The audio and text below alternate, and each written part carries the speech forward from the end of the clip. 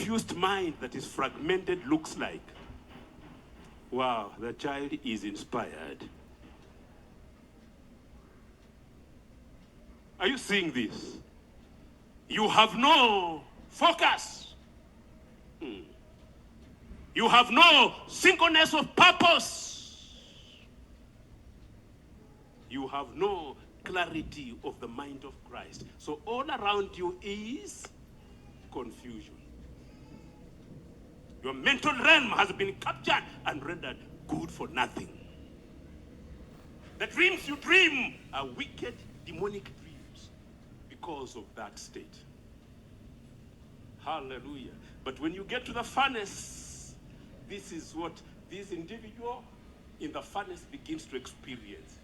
The flash and overflow of anointing and the fire of the Spirit of holiness begins to work on him, to realign him. Hallelujah. That you begin to think right. And you begin to desire to act right.